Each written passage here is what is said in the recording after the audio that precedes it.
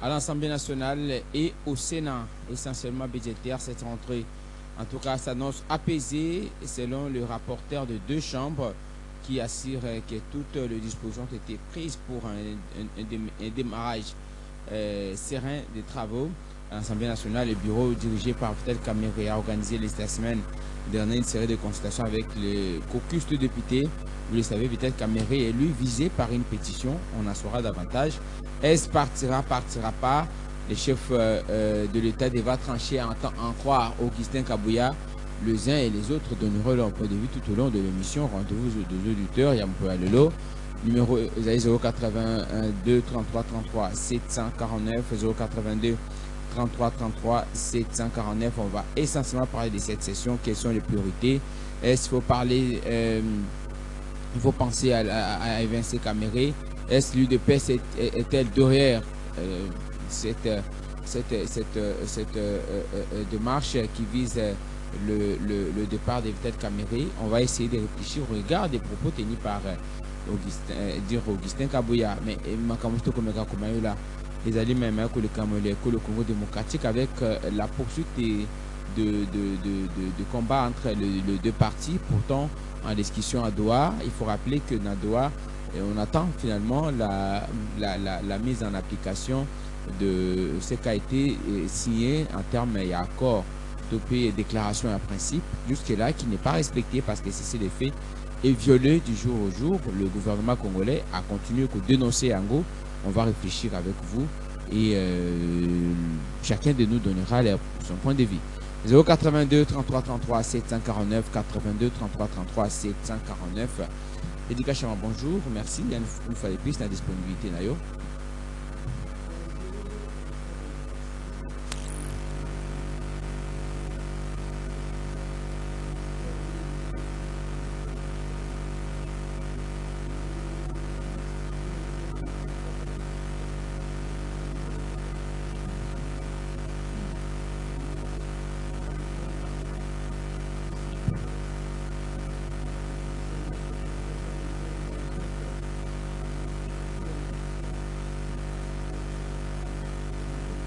Alors, le problème, j'aimerais savoir avec une idée. C'est vrai que ça a été annoncé et c'est ce que nous attendons. La mise en place, la mise en œuvre, il y a une disposition, bah, je prendre en contrôle. Il y a permis de conduire. En bon citoyen, il y a un permis de conduire. C'est vrai que c'est une question réelle hein, qui préoccupe plus d'un. Mais je pense qu'on va y revenir avec détail pour en remettre à Masolo. Ça c'est d'une manière ramassée. Ce matin, il n'y a pas eu trop d'embouteillage. C'est comme si tu vas se réserver. Tu as même été dans ton voie.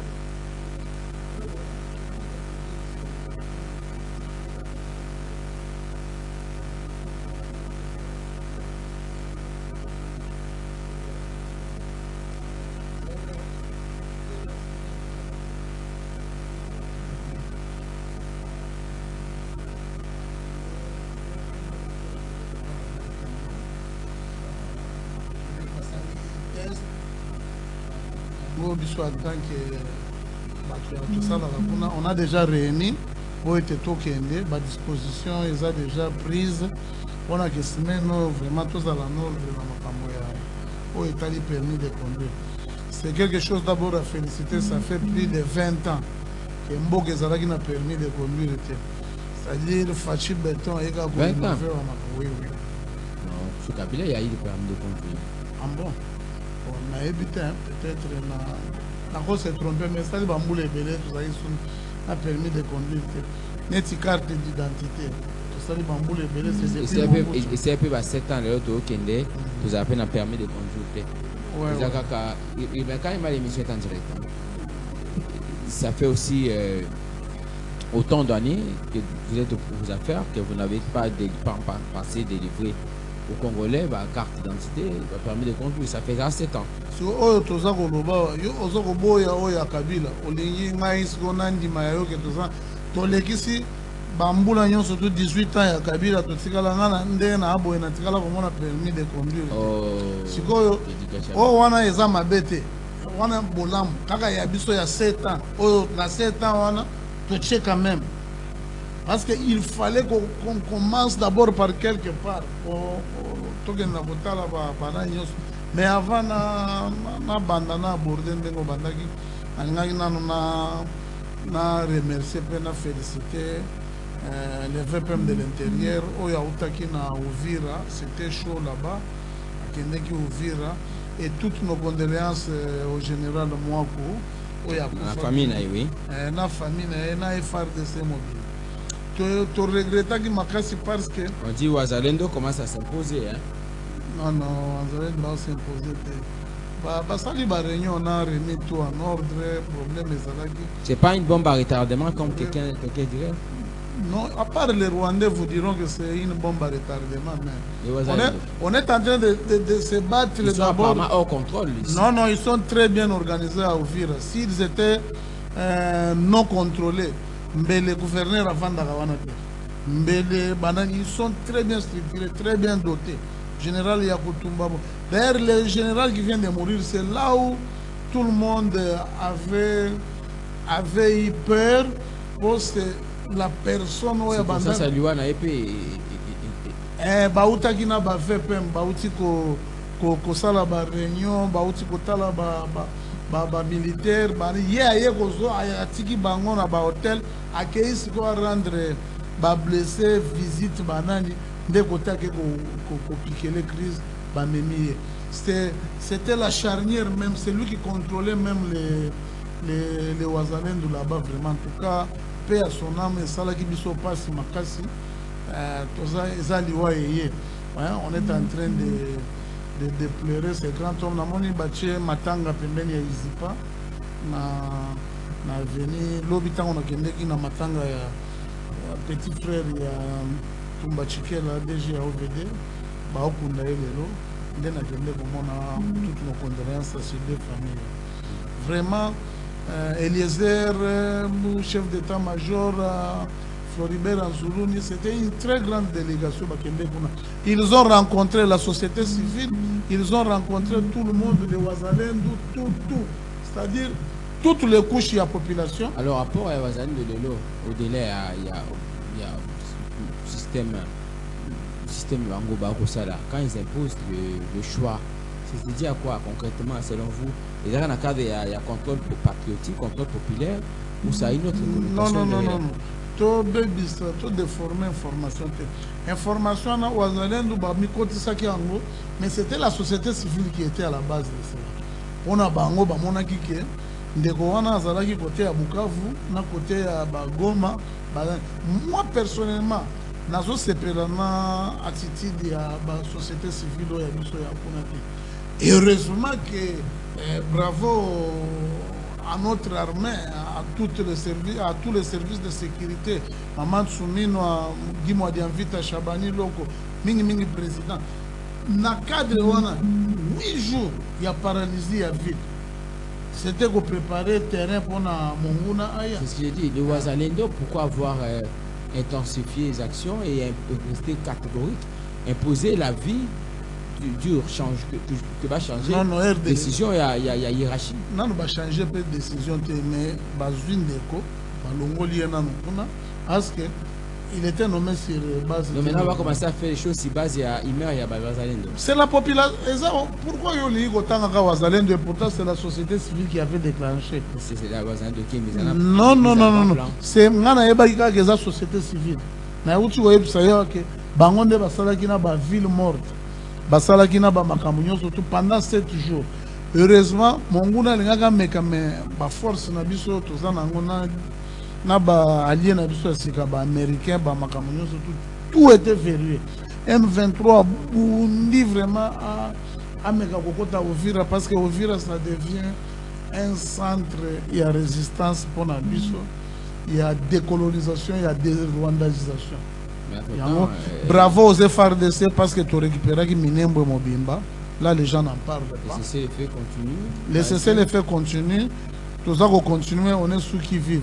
Tout le monde va faire un bolanda biloko médiatique, on a 7000. Nombre, on a tout le monde a 7000. 7000, on a mon pas militaire. Ils ont fait gonfler banani, mais Congolais belé na ngambo ya M23, j'ai vu un commandant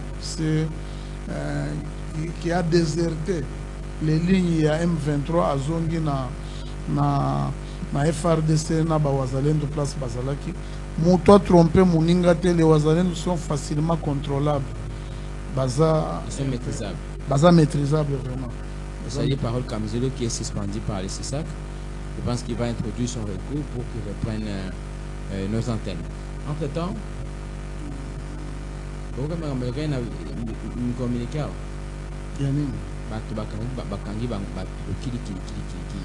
Encore un vrai faux coup d'État, un coup d'État pour rater. Non, tu vas lever en termes de coup d'État, c'est un problème. Un vrai faux coup d'État. Non, non.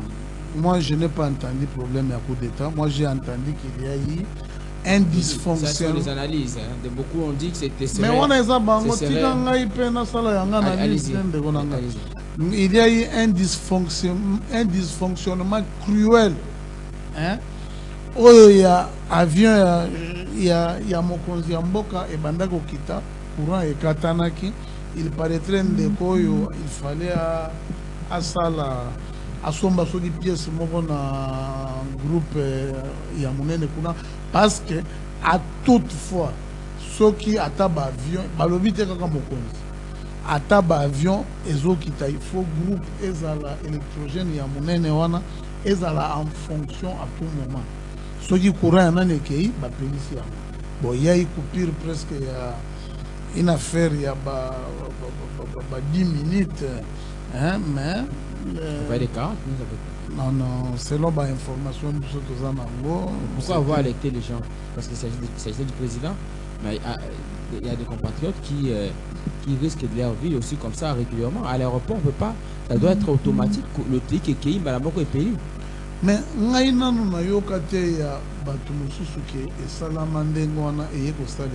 mais c'est pour vous dire que quand il y a une panne, hein, il faut que nous soyons bien. Et le président, si vous avez des compatriotes, mettez-moi, na outi na bande de ville.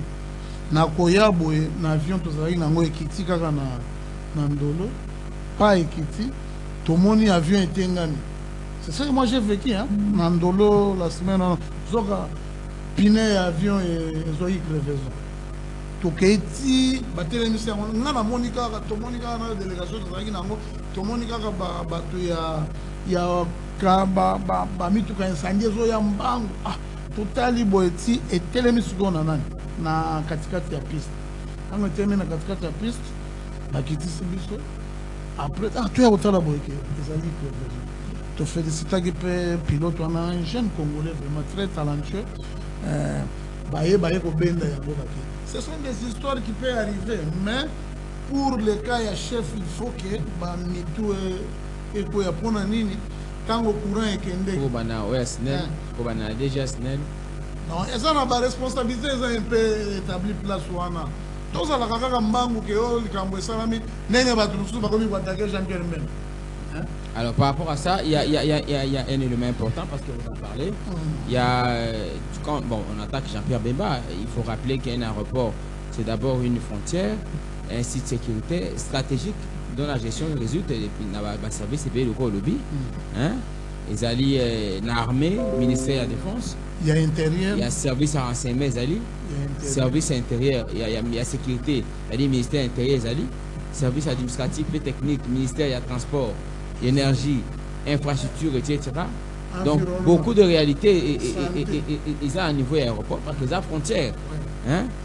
Et puis tout véhicule, engin, ils ont moins de 20 tonnes. Ils ont une régulation, il y a le gouvernement provincial, le ministère provincial. Le gouvernement central a s'occupé à un engin à plus de 20 tonnes. Hein? Pour l'embarcation, par Mamatali, par le béli, comme Bembo, le béli, comme Betali, par accident, par naufrage, par exemple. Naufrage, il faut dire que l'embarcation, non respect à mesures édictées dans le gouvernement au niveau de l'autorité provinciale. Et ils ont une origine. Au niveau provincial, les autorités doivent veiller sur ça. C'est pas Jean-Pierre Bemba, le ministre national. Nous avons appelé le principal. il y a eu 3 jours dans le palais du peuple, dans le chapiteau, où le FPM de l'intérieur avait appelé tous les gouverneurs des provinces avec les membres de leur les présidents des assemblées provinciales. On a des membres du cabinet, passé 3 jours. On a constaté à Gombe, jour il y avait Koulouna. Bango, Babandi ko s'attaquer na ministre de l'Intérieur. Et pourtant, VPM de l'Intérieur est pour toute la République. Maintenant, il fallait responsabiliser la minute il y a Jean-Pierre Mbemba. Et il y avait même les gens de transport de Naka santé. Quand il y a la vaccination, là ce sont les ministres. Tout le monde qui attend les braves ministres. Il y a santé, il y a provincial. Na makambo ya o basala gina ba VPM intérieur pour sinistré. Maintenant, dans le cadre ya makambo mususu ya sécurité et ça la lokola que on est comme un problème ya ba national. Soit ministre ya transport ba obligé que dans chaque embarcation, il faut basala ba voyage nocturne té. Basala kaka na moy. Basala na ba boîte de sauvetage. Ba obligé batouillon surtout. Ce sont des mesures que les différents chefs il y a ba poste na ba gouverneur mais au moment on a des gens de mauvaise foi c'est ça le problème. Parce que nous avons constaté, par exemple, les Jean-Pierre Bemba a suspendu numéro 1 à RVA, le commandant, pardon. Le monsieur de le DG de la RVA oui, il va y français ah vous avez des fesses attends vous avez des personnes qui ont français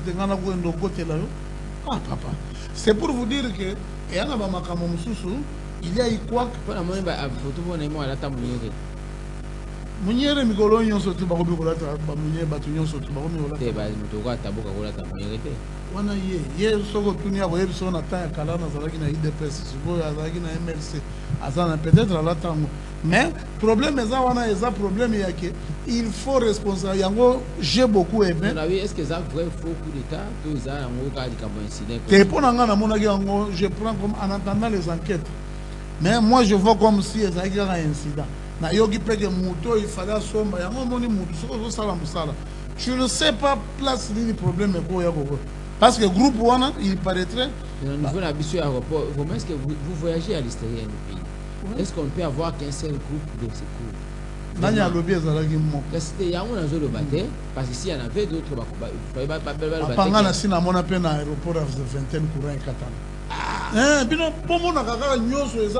courant et katana. Et ça a combien de minutes? Parce que il y a une rotation automatique. Hein? Oui, et ça l'a rappelé. Nani. Lelo na États-Unis. Tofandi boye. Tomoni ba beti mutu ya Donald Trump Masasi. En plein meeting. Namoni batu baza kolobela ngo boye. À part ça, babomaki couple moko ya ba démocrate. Wana Trump alobaki logo. Yo moni yango mais dans le cadre de la sécurité c'est-à-dire la place de la sécurité zéro et ça la raté et pour vous dire il y a des failles partout insécurité zéro insécurité zéro et ça la raté yo comme on a même tout ça qu'on déplorer au débat ça tenu dans makambo wana colonel général Asiko abandi c'est ça to kamba yabanini ah ce que transfert comme passer yabanini au débat du canon makambo abazali de sila kuna basi sabitumba baluka no ba calmer situation o ko sema awa ba kongo créer ba bloc o unanga sa abo mamoto boy o boy ay to kanga suba to ba o baza permis de conduire bon wana ba ko affecter wapi ndenge ba wazalendo bazako bon wana ba ko affecter wapi parce qu'on veut vraiment que ça amsana non mais mbongo nyonso bazako sala ngo biso awa lelo bravo encore à ce régime des universités na ya Mbushimai na ya Mbushimai na ya Kananga. Et ça c'est depuis longtemps. D'ici novembre baza ko inaugurer ngo papa tika to pesa ka pe ba information ko kaka raté. Ça fait longtemps quoi. Olobeli yango déjà pendant Non, il faut to lobela kango parce que c'est depuis l'indépendance que ce régime a construit déjà 6 universités. Yango bao kosala yango tango zoloba ke mbongo ne kendeke wapi tango batu baloba ke mbongo ya ram ndambo kendeke na construction les gens avaient babandaki balingaki bayeba place ezali otuni question ya bien soki problème ya banani ya traçabilité ya banani nous devons veiller totali que te ya ba recette pour namoni ba former ba mbila façon nini ba bando détecter ba vrai nani ba vrai permis de conduire. On a des difficultés pour ba parking na Congo. Ndenge baza ko buka ba bravo encore Daniel Bumba na ministre na ye nani Mulumba Léon. Baza ko ba sala musala moko de titan ba place baza ko buka na bazongi sana mona kineti na Victoire. Ba buki place wana oya pembeni ya hôtel Bondo. Bokoki ko cha parking. Na bambongo par exemple ya permis bokoki ko sala ba makambo eza ebele. Biso problème na biso mais na régime na biso qui moyibi vraiment exacté pour la traçabilité à bambongo. Exact. Quand on a sur la caméra qui va poser un président dit on va qui a tranché sur la tranché sur la tranché président Tigala Oloba Kamwana Kabuya vu Kabuya za porte parole la présidente papa tout ça beaucoup bon.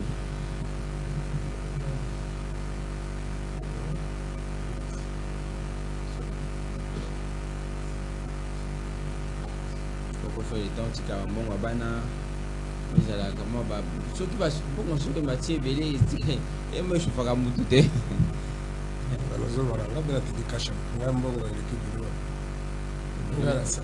le beza qui dimanche bon bah c'est que kotaki pour affecter en gros ça la bouée kende bouée pour que y a la manifestation qui est tout là qui on va ça tout le monde la manifestation la biso avec non,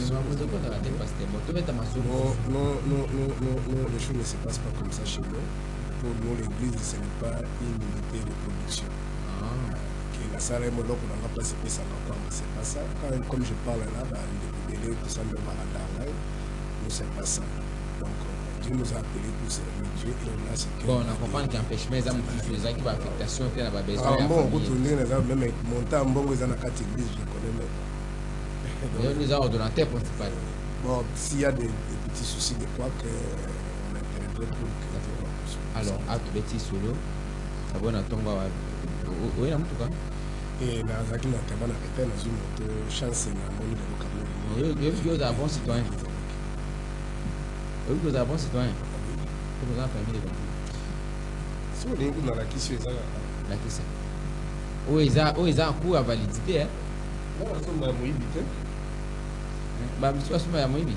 Monsieur eza moibi. Tala ezali ya solo.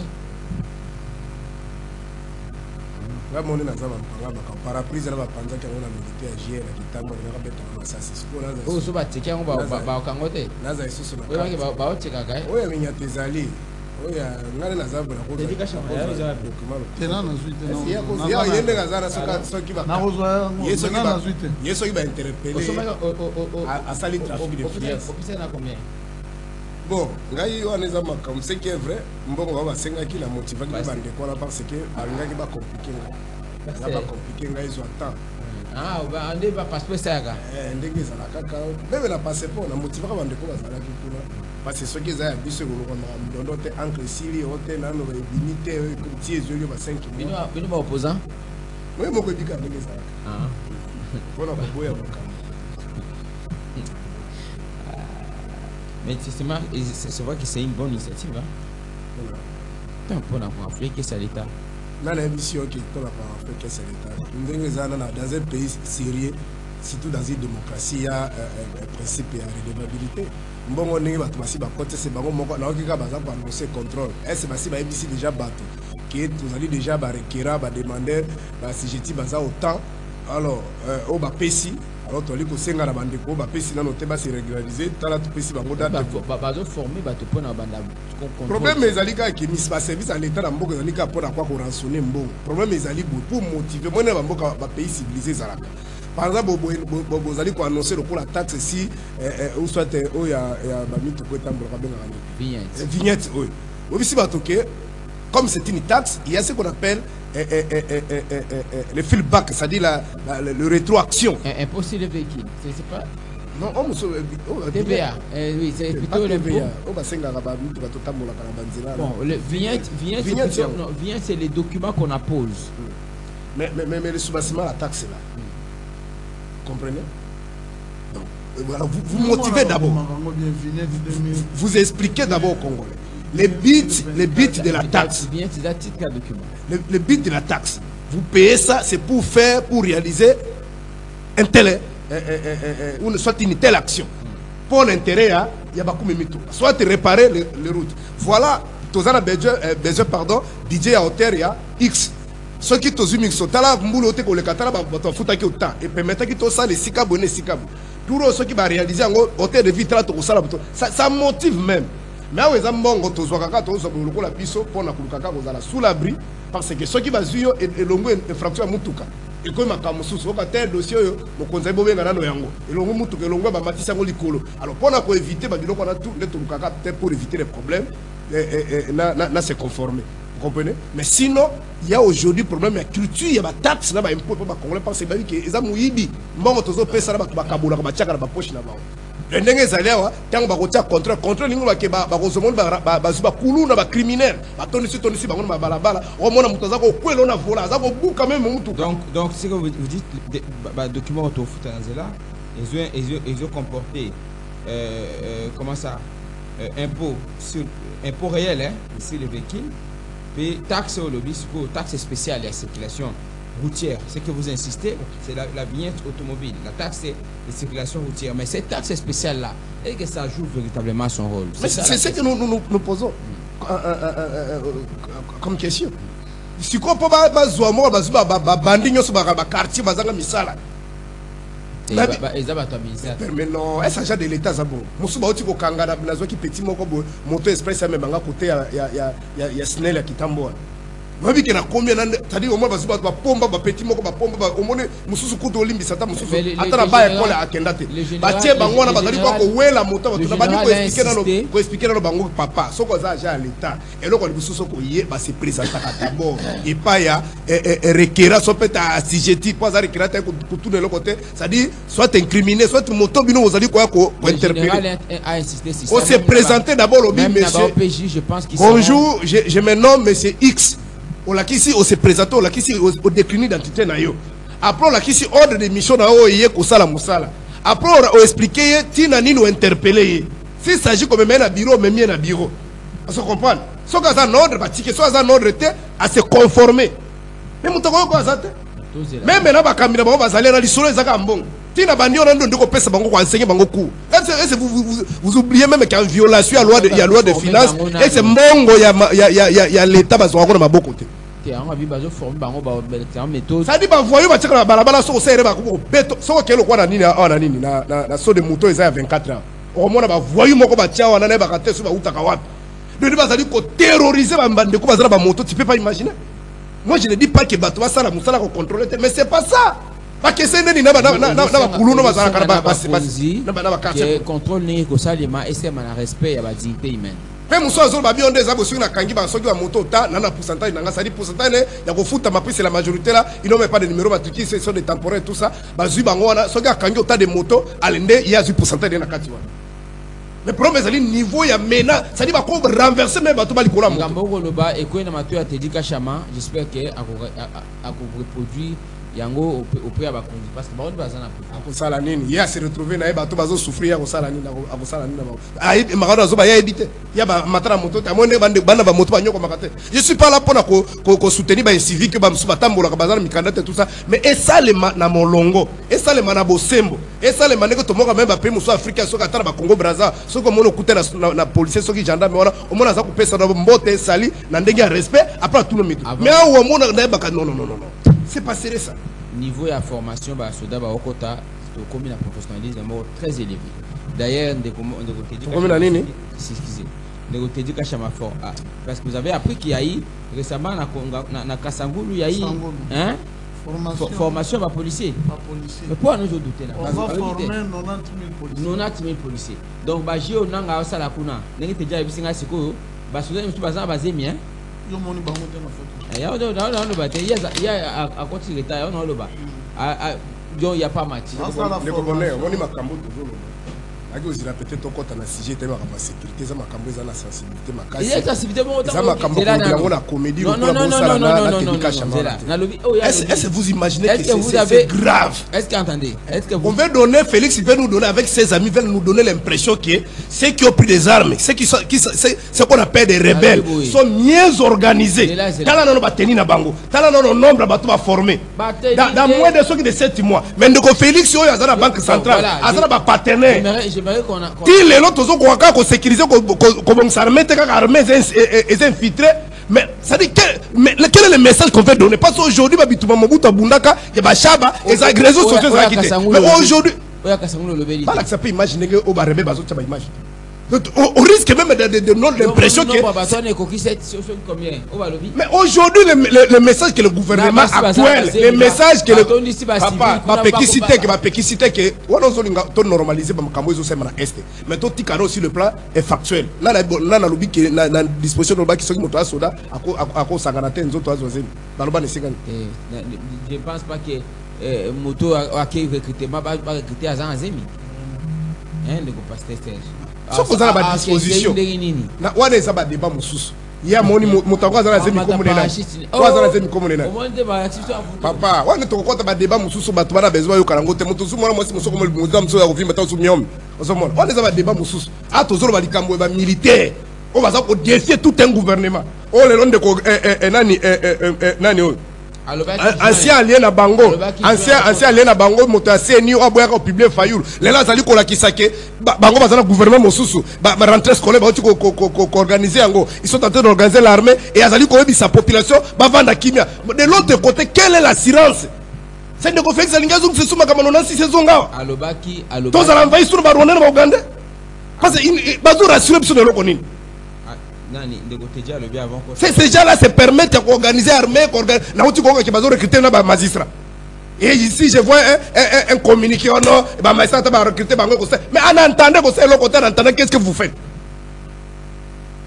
Est-ce que vous avez tout ça, vous avez une famille, vous avez un magistrat, vous avez un retrouver dans un pays frontalier, vous avez un misarate. Et tout ce que vous faites, tout vendre, tout trouver une solution à Cambo, à l'ingé qu'on a et aujourd'hui, je vais risquer de donner raison à Wanda. Félix, c'est quoi concrétiser la mécanisation? Washington, chez moi, déjà, c'est normal pour ces négociations qui n'a pas passé. Alors, d'ici là. Modèle de Christian Tembeten. Bon, il y a un secrétaire. Donc d'ici là, ils vont mettre en œuvre. Tout n'a été dit qu'à chaque fin du mois, tant que signé qu'il est 27 juin, Baloba qui est né. Le toi là, mois de septembre en octobre. Ils ont tout un processus. Mais il y avait des dates là. Calendrier, ils ont respecté. Malem. C'est une honte. Le président Fall avait toujours dit, il ne cesse de le dire, qu'on ne sous-traite pas la sécurité d'un État. Et si quand ils sont américains, ils vont Koufa pour l'intérêt de Moussous. Entre les États, ce sont les intérêts. Je rappelle que Nini accord de Nairobi du 11 septembre 2007. C'était sous la médiation et l'initiative de l'administration américaine. Donald Trump, pardon, Barack Obama. Avec le problème FDL. Est-ce qu'on a trouvé la solution? N'est-ce pas qu'à travers cet accord, Kagame va venir nous massacrer sur la Goma? Et cet accord, l'accord a été échoué, on va nous envoyer notre diplomate là, c'est Jean Dafaze, qui était chargé des affaires africaines. Le fameux accord qui a poussé même l'autre là, l'autre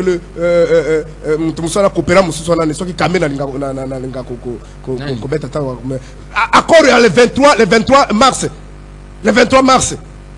2009. Accord ça qui Kagame appelle de Moussala. N'est-ce pas qu'avec toujours l'administration américaine, il était question que les troupes rwandaises entrent au Congo et identifient tous les FDL qui sont là, va récupérer Bango pour dire Moboule Sira. Et c'est pas si ça. Kagame a récupéré l'unité à Chezaki Goma, ce qui est monté. Comment les gens peuvent rêver que parce que Donald Trump a lobby, il y a Donald, Oh, ce qui se passe au Congo d'abord, c'est une question interne. Tout le monde sait qu'il y a des Congolais, Missouba qui va président Basseni, Missouba qui va président de la République, entre guillemets, dans sa possession civilisée. Et aujourd'hui, ils sont dans le groupe rebelle. C'est un problème sérieux. Depuis quand un chef de l'État comme un rebelle. Il y a un truc qui est à la Kissi dans l'histoire de Mokili, qui est un démocrate. Il y a un négociation qui va fêter même une année, il y a tenace. Mais aujourd'hui, les Congolais sont mouris, sont massacrés chaque jour. Et aujourd'hui, un autre est en train d'être dessiné dans la partie orientale. C'est comme si ça ne dérange rien. Non, les autorités se battent. Ker me wana de confeksi banda il y a en 2018-19 alors bakaka ils se battent ils fournissent des efforts à diplomatie si quoi les autres kenda mandat ne etika soki puis c'est année 2026 déjà année électorale mandat sous que ça une année à 2026 c'est quoi ça qu'on se battre ndenge lo bani pas ben no dialogue babi kende tam souvent prolongement aussi les mapolo aussi ça makamike mike wana ils a problème peut-être dès que vous êtes en dialogue toi ben no dialogue moi tant il faut pousser ma mike pour na bon ça makamio c'est normal.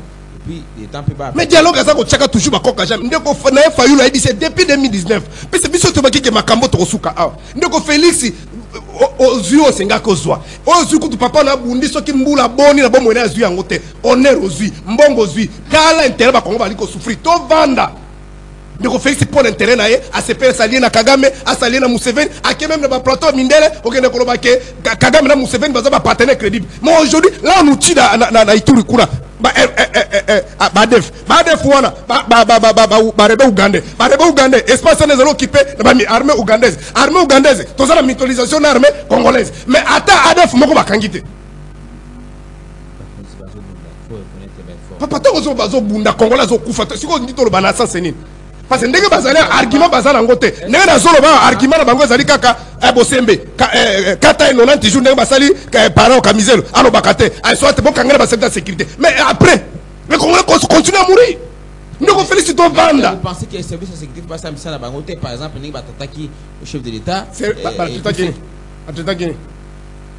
ngai na conseil ka bande kuranga nyonso bazaka pris poche nanga ba éviter ba adjectif qualificatif ya ko dénigrer ka bato tout ça même kamizelo wana excuse qui va tenter chef de l'État nani na pas mokozo qui t'a 40 ceux qui combien mais yé moko fandi na tauti babi kizana ngo bongote boso ngo ngana il y a le bongote ils ont vraiment biso mo ngo za serré pour na mboka na biso mokonzi na biso chef d'État na biso akoba ko tikete likolo ba eko makeba courant ils entre nous ngai na fandi boye anisi ba misusu kutu bakena na niveau so biso to ko soutenir Félix je le ferai pas parce que natika ko voter te na ko soutenir ka payer te mais na ko soutenir tant kaza congolais na ko linga jamais mabene liwana mais yeba kindenge makamwa na kure katana kiona aviez ko zaka Félix te bon ba vie moswaki na programme ko kitate pendant ndenge biso 45 minutes lola no espace aérien so yaki vide ezalika avion kaka ya Félix bon so ba vie moswaki quoi c'est pour tika ko distraire ba tous les congolais nyos bali ego devant la loi la vie humaine est sacrée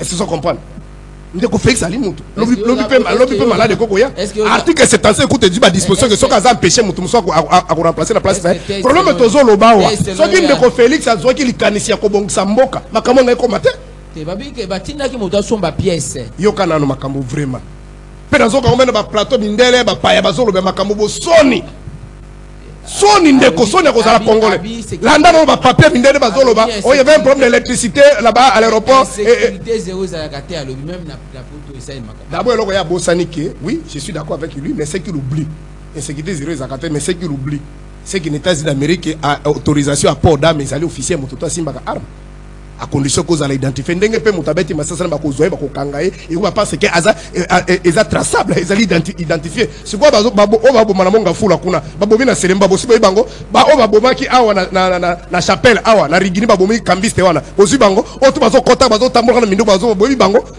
parce que au Congo à port d'armes ezali interdit mais si comme tu vas bazo bomaka ba yo comparer a moto to ala la kazo sala ka ba prier ba papa ba 80 ans bazo beta develo teliba kenda so ki kuna sécurité za poni bato bokenda kuna poni to kenda France yo so mona moto kenda ko sa prier pour ya Congo. Merci de Serge. Alors vous avez suffisamment de temps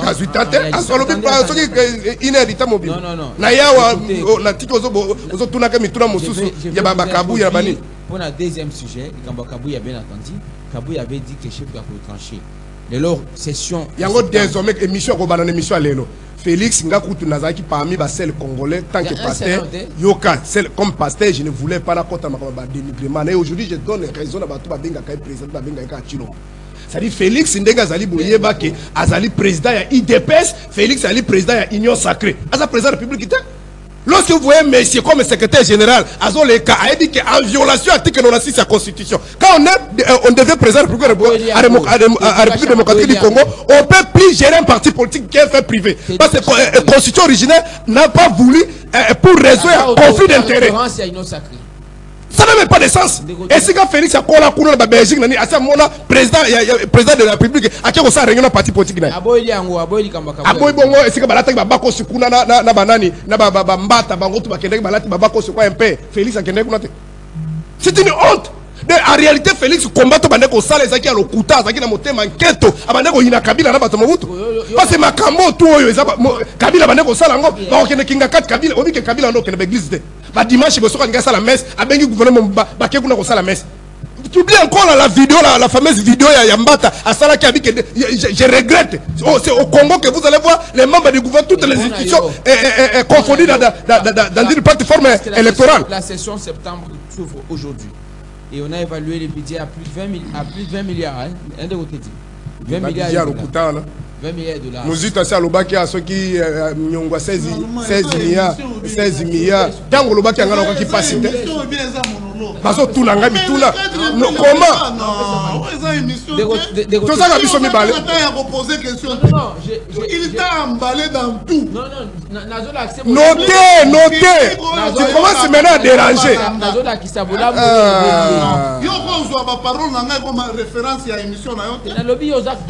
Posez les questions, à répondre. Tu n'es pas un journaliste, laissez-moi. Ça, c'est bon temps de parler. Vous êtes co-débatteur. Nous avons rappelé Bolamo lobby par rapport à ma Bolamo ni ya Kogolo. Kabuya, Aboyeli Kabuya. A Téléméliango. Alors, le chef de l'État, Azam Makamboa. Alors, de côté, aujourd'hui, c'est la rentrée parlementaire. Oui. Est-ce que Kamere partira pas? Est-ce que vous voyez l'ombre de l'IDPS derrière ça? Parce que derrière Kabouya lobby, Kabouya l'État au décidé. D'abord, c'est dans le lobby à Félix, Azam est président de la République, Azam président IDPS, na Union Sacrée. Par Congolais, boy babongo. Biso vous demandez qu'on respecte Tobi Kede Azam mwana mboka malgré comment qu'il a ndenge nyamu Azam comme chef de l'État. Aujourd'hui, on a compris que Félix Aligny n'a été pas bien président de la République, Azali président IDPS, Azam président Union Sacrée. Et IDPS Kabouya le cas qui la télé 50 à lobby, il y a la décision sur ya makambo baba militaire, ba député IDPS, donc bazala bango ba député indépendant, bazala pouvoir législatifité, bazali de ba militaire ba ndenge mai kimuke balobaka ki bazali complexe scolaire ya Félix. Donc Félix Nemuta a payé sa orientation, injonction, ce qui va la caméra, Union Sacrée Pekuna, il y a une autorité morale, Mouta décidaka. Nous avons ministre Bazoloba, notre autorité morale a déjà dit, nous étions dans notre congrès, nous avons posé un sanza. Donc pour la Kozonga, na makambo ya caméra longo, ata longo shikoyo, ata longo na pokwa, et Kobaksani pe ba Congolais. C'est un coopérant. Bamela Kambondo qui a coûté ba Congolais à cause des milliers. Et ndeko Félix azoki aye moko le na procès wana o za dernier tour on se comprend ce que ba ko benga nayi ata bazimbo mboso bazongisi avancement mboka le problème est que siko ko interprète de Kofeti Sekedi pour na kosukisa la ko interprète de Kofeti Sekedi c'est que en voulant trop gagner on risque de tout perdre.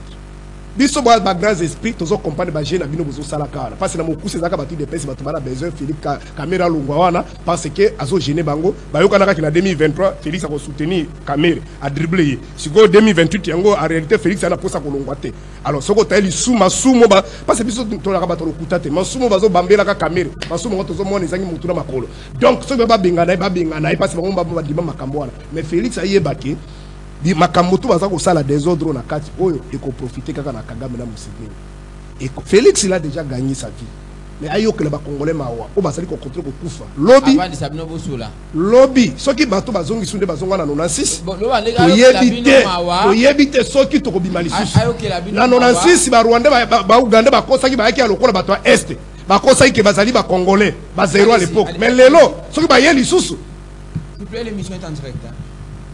Il va quand même merci de balancer. Allez-y. Qu'est-ce que vous l'avez suivi, affaire Vital Kamere avec. Non, moi je vais répondre à vos questions. Justement, affaire Vital Kamere. Kamere partira pas. Est-ce l'ombre de l'IDPS est derrière ça? D'ailleurs, na conseiller ka ndeko na nga tika On peut répondre à la question. te atika ka lukuta alobi awa ke ya alobi atikala ko tosalaka komba atika lukuta ndeko tikala kozala mutu ya opposition te olobi bien otikala ko voter Félix te parce que bato na ebandeli bato nyonso to bazalaki yo ozalaki indépendant et en plus soki oyebi eloko te il faut kofanda kimia namoni olakisi biso nani permis de conduire permis à part nani fiche c'est $18 baza kofuta yango nyonso eza ya kofuta mabanga soki okendeki na kopo oza pasteur coopérant soki okende na kopo nga na oloba ngai tokotisi biloko eza nde okotisi na banke bana bamoto kutu bauti kobengaka sikoyo bazoderange bakota ntiango kuna baosenga bango ya permis na ekomi na motu ngai bio naza nona information na te bosia na vérifie wana motu baotrakase bango déjà kuna o permis miso baosenga bango $5 na ngai na rappele oka parce que comme je n'ai pas encore toutes les informations ndenge bango na korépondre problème ya permis il y avait un délai batiaki badélai c'était depuis le 30 juin, il fallait déjà pas contrôle. Donc moratoire. Moratoire de Bachak. Ceux qui balobent, ils vont déranger, ils vont permis. Ils ont combien pour la moto? Ah, papa. Au contraire, tant qu'on a après, robot communicant, la relation kaka pour les robot communicant. Allez-y, micro. Bon. Alors, moi je veux. C'est $35. Merci. Pour nous, c'est $75. Nani. On a. Il y avait appelé qui donate. On a peut-être une affiche dans le pour incorporer dans affiche il peut avoir raison. Il faut pas vérifier en est-ce que ça y a solo na ba formation ba na appareil bazocha. Pena ko senga jour ba ko kutana na ye. Ba caméra ezala wana ba checker en direct pour tout mona niveau ya comportement ya ba pasteur ya mboka oyo. On a un monde déjà, on a détecté les biloko wana mais kendo bongama déjà, pose la na oya bien. À Kasangulu, on est en train de former plus de 90 000 policiers. Si tu vas former. Bazo former, dans la première vague 1000 et kokende ba session et belé. Et ça la loi de programmation il y a la police au Bautayi Bossala dernièrement et pas il y a Chabani. Olobaki pour un problème il y a bisona tous allaki d'accord avec yaya que il faut traçabilité ça. Au mon année du fond foner et ça fonds national d'entretien routier et ça bambon ba futaka ndenge congolais nyonso asombaka carburant c'est-à-dire balongolaka ceux qui sont bien 200 francs congolais par litre achaka mona compte na tango ya Kabila c'était 4 millions 3 millions, 4 millions, ndeko saïba mususu azana na rébellion. Mususu wana na bosani kombo na ye. Oya zagi premier DG ana. Mais avec nous na alingue c'est 25-26 millions de dollars par mois. C'est pour vous dire que biloko wana tango fone razo cha yango moni banzela eza kotonga. Tango FMI amoni na omona ba inconscient mususu wana musito alobi ke kozana nyongo ya 16 milliards ya dette babio babengi na ça va interpeller va intimider babengi na pona ni d'ailleurs 16 milliards wana pona nga chez eza muke makasi par rapport à immensité ya mboka na biso par rapport à ba réalisation bazo sala mbongo wana ba defa kango pona soko bani nengo nga pena ko déranger allez-y parce que Kabila agent na tikaka na ya koma kuna ba école ezalaki te 145 territoires, ce sont les institutions de Bretton Woods de Bapesibisu. Bamonique, il faut bambon wana bazana kopesa ngo pe bazana accompagnement nango. Tango moni bache PNID, bache nani Beseko, bache na CFF. Ce sont des structures oyo Banque mondiale na FMI bazana contrôler ngo. Bambongo tozwa traçabilité zali.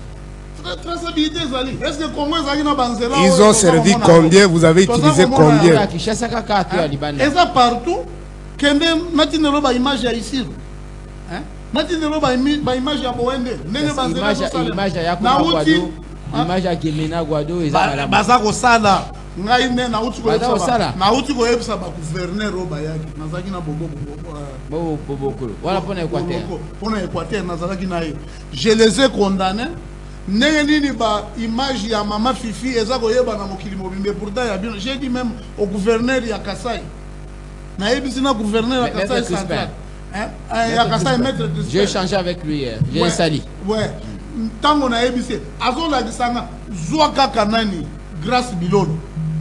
Grâce Bilolo apesi, je le salue, apesi na ba jeep na la police, na mbongo ya province. Ba image ezali. Lelo bazo silisa stade ya Matadi, o esali plus de 16 ans, etikala ko silate. Banzela baza ko bétonner yango. Nazo lo bana internet, awa mo eto lo bela ko tesate, o moni ba partout. Tout ça, tant que Banque mondiale n'a pas Nicolas Kazadje, le premier ministre de la Finance, il y a 6e revue. Pour nous, au moins, Congo est comme l'État a c'est là. Même budget, pour la session budgétaire en septembre, ceux qui vont voter en 20 milliards de sièges à Biya, Isaac et Lokuta. Et bon, il y a un ministre du budget. Tout le attendez, ils ont prévision. Ils ont prévision. Le problème, c'est l'impact de ce budget et la possibilité de collecter. Ceux qui comptent dans l'Ibenga à l'État, c'est malade. Mais ceux qui sont dans l'Ibenga à l'État, on est en train de mécaniser. C'est chaque trimestre va ça mécaniser. Yo kanisi batona temps va ça mécaniser bango wana ezambongo muke.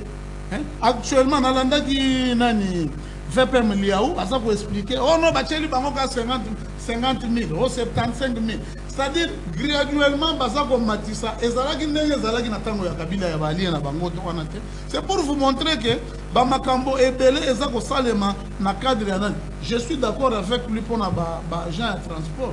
Mais eza bango nyonso tout. Maintenant nous la population ngai bato ebele ba monaka. Moi j'interviens beaucoup sur qui na parce que na yebi ni beko nanga. Soko muto ala kisio BS senga e carte otala soki kombo na ye eza na kati wana. To kanga ki ba oya sanef to zala ki ba misa toujours wana ba ye ba o bloquer maman moko za sima ya moto. Ce sont des actions à décourager bien sûr. Mais Koya Kolobake, dernièrement, Azoloba Pona ba braquer, on se représentait dans le ministère intérieur dernièrement par Jacques Chabani, Baoba Kendeko Beta Bamassassi Nabapan. Et ça, un commandant terrible, Azo Kangabango, moi, tout le temps, comme on a exalté. Parce que pour raison de sécurité, Azako Kangabango, na façon, Bakangi, une 60aine de personnes. Tina Matadi, Baosala, Badega, Bakimi Kote Moussous. C'est pour vous dire que l'État. Ils ont bien coexisté. Ils ont existé, oui. On a problème, il y a dialogue. Puisque le dialogue n'a pas monté. Parce que ce sont des impolis d'abord. Moussala, Baza va impoli. Baza n'a respect, Baza arrogant pour rien. Babi Sabatunanzela. Non, attendez. Alobiawa a rappelé que non, na Kishasa, la sécurité est na est de moyo ko lobeate. Nanga comme ko défier biso, vous l'avez suivi. Alobi nous sommes incapables aujourd'hui. Comment ça? Washington. On rêve. On a combien de jours aujourd'hui pour la mise en œuvre à Washington? En toute négociation. On a expliqué dans mes en toute négociation. On dirait dans l'église, il y a une négociation. Il y a mariage. Parce que Moutoko ça n'a pas raisonnement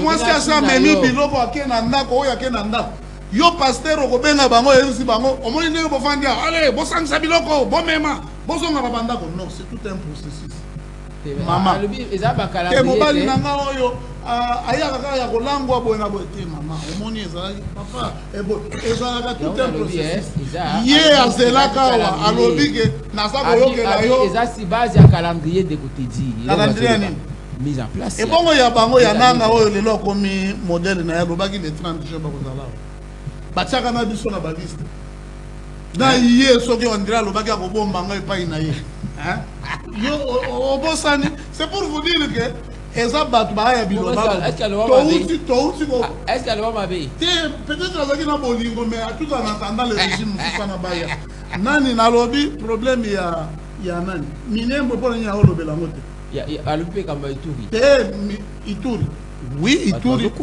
non façon babanda vous continuez à dire non au dialogue pendant que vous n'avez aucune solution. Bazui Fayulu Bacheyewa. Fayulu Babenani na Bamukeba yo yazolo. D'ailleurs ba pekisi mutotanga comme Mukeba na SID. Mentala yete maza mutu moko déconnecté, aza désemparé, bazo yeba te loko nini ba kusala. Nengo zo mona bangwa. Na Ituri ba profitaki maintenant on a renforcé les na uti ko yebisa on a États-Unis place sécurité ezali ya makasi na beti mutu masasi na mitini pe mutu ango akini bakangi ce sont des cas isolés ils ont des massacres il y a biso ce sont des massacres c'est toute un groupe terroriste on a problème on a lieu ya mbusa nyamusi tel baki ke bili ni c'est avant une semaine makambo na sa dénoncer ki ki baba ko sa massacre on a problème à Camere na zo moi temps Camere il est temps à peine population balinga ka epete comment voilà décision il dépasse non non mais non, je vous invite comme cadre de l'IDPS. Cadre de l'IDPS, mais je dois donner mon point de vue. Mon point de vue personnel qui n'engage pas les partis. Le plus mixé. Décision pour dire à moi. Nous n'avons fait que constater. Moi, par exemple, on a constaté que Talaba problème yango ezabo. Ndeko oyo epesinga ipasi na moteur pona lingaka ye tango babengana bana mai na inikin na bano na 7 c'est lui qui nous avait aidé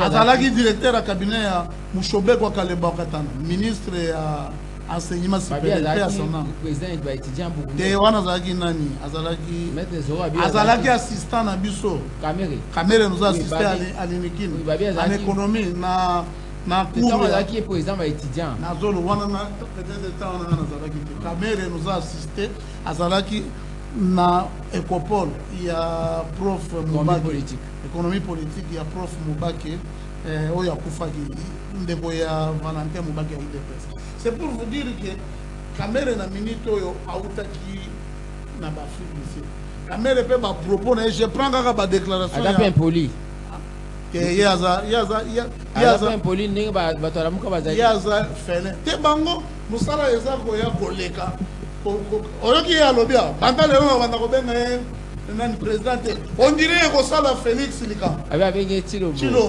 Chilombo ça veut dire en Chiluba c'est-à-dire un conducteur hein un guerrier waza liboso bango baye bakate tango yo za ko benga nengo c'est-à-dire oza ko s'affaiblir oza ko s'assister na pouvoir na ye c'est comme ça soki boye baka yango Kabu ya lobi aza président IDPS siko olo s'attaquer na Kabu olo s'attaquer nanga mbata bengi aza président na biso union sacrée faut teza nga obi abango bosala ka ko aza président na attendez bosala ka complot non attendez non na relancer au kaka attendez quand vous dites que Camere est couvert que paiement siko quel est l'avantage que vous lui donnez dans le combat à mener à faire revenir Tshisekedi dans Geneva la commission président à travers l'accord de Baro.